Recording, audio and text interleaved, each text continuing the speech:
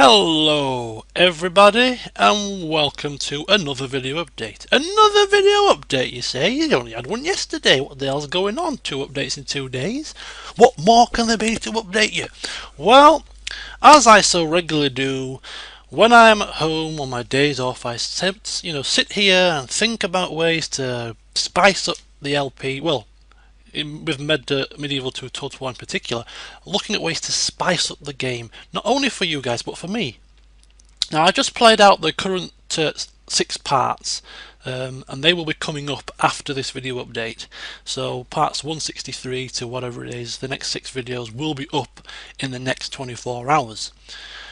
And a few things have happened in the, I'm not going to give it away, but a few things have happened in that update, and it's been a bit of a hectic situation. I'm just thinking, we've had a great leader in King Ambrose. He's gone now, and the kingdom is in need of somebody to take the reins, those reins and just carry on his work. And I get thinking about things and how to make it more interactive and stuff like that. And I was just sat here thinking, we've had me playing this for 160 odd parts, and we've had numerous kings. King Ambrose was the main one, and I was just thinking, I'm waiting for a new king to step into the fray, into the fore. A young king, around about 30s, same sort of age as Ambrose was, and it is going to happen. It is going to happen. And when you watch the parts, you will see why that will happen, because there is a prince coming up that is quite young. So he can potentially be that next Ambrose. But I want to have the situation where, if I am playing if I'm playing the game as I usually am playing it, and I do take what you guys say into consideration, this guy is going to end up like King Ambrose. Same sort of traits, because I will just be doing the same thing with him as I did with the Ambrose, because it's me. It's how I play the game, and therefore he's going to have the same sort of build up. What I want to happen is for this new king maybe to do things a bit differently than King Ambrose would have done. He might not be a dreaded leader, he might turn to be a chivalrous one, completely contrasting. So how can I achieve that when I am me? It's hard for me to deviate from my usual practice. I mean, I can do it, but it's very easy to fall back into your normal ways. And I just thought, why not let somebody else be the king? Why not let one of you guys control everything that happens in the LP? To a certain extent, I will still be playing the LP. I will still be I will still be playing it, commentating on it.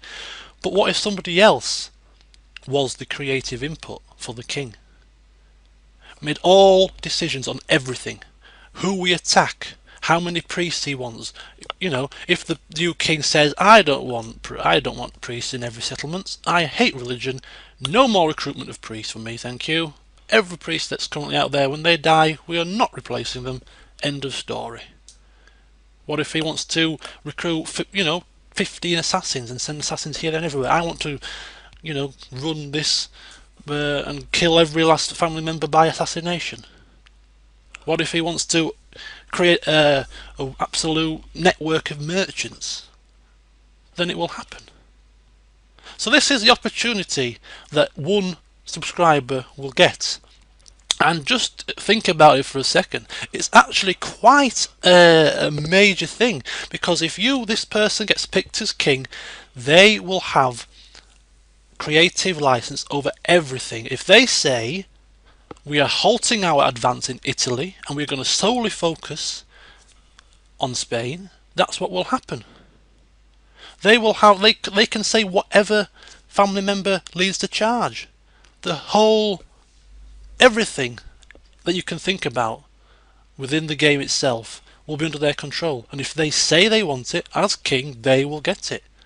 If they want to recruit God knows whatever, 5 armies and send them into Spain, it will happen. So I'm going to trial it. Without giving too much away, the current king has about 6 years of life left in him, which is about 12 parts, between 12 and 16 parts, 12 and 16 turns, which isn't a massive amount of time, but it's a decent enough length of time to see if this will work.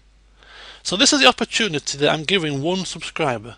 They are having the opportunity to become the new king, you will have all control of where every character goes, whatever you want recruiting, whatever you want building, anything and everything that you can think about. If you were playing this game instead of me, what would you do as king? What would you do? What would be your decisions?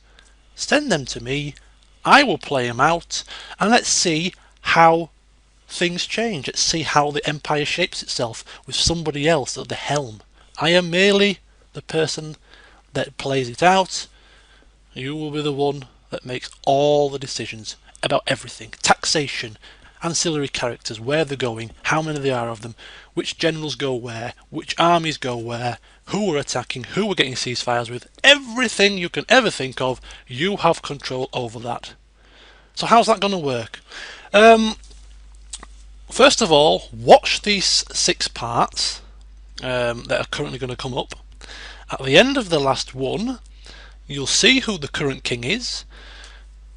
Get planning. You have to be. It would help if you had the facility to be able to import the save game into your version of the game, so that you can have a real good look at how the kingdom is shaping and how the kingdom is at the end of the current set of parts. I will email that to you. If you don't, it's not a total tragedy, because you can still get a decent look at how things are in the kingdom.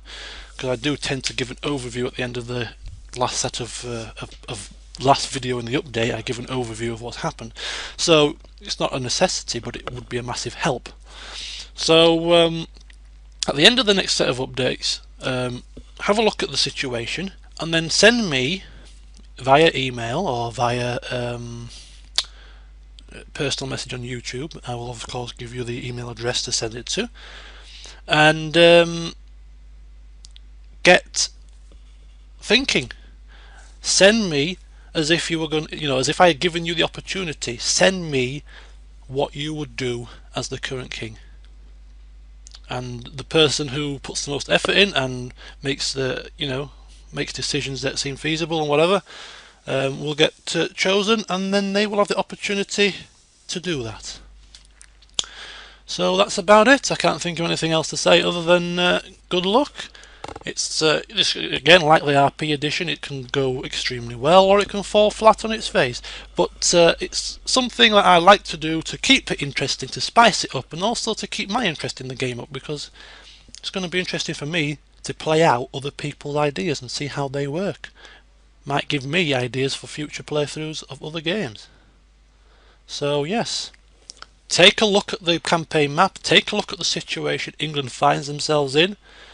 Put yourself in the role of king, as if you were playing the game. Write down everything that you can think of that you would do. Send that to me via email or via YouTube personal message, or sign up to the forums that I've just set up and create a topic in the Medieval 2 Total War forum about it, and send me via that way. Just get it to me somewhere or another. I will read through the entries and pick the winning one, and then that person will be the king until he dies, and we'll reassess it to see how it worked out. It is quite a bit of work having to go through it all and write it all down and send it to me, and you have to be able to do that sort of every 5 days, so that the campaign doesn't get slowed down while I'm waiting for your input.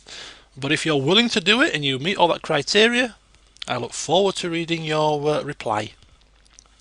So any queries, any questions about how it's going to work, or you're not sure about something, leave a comment. I'll answer the comments as usual.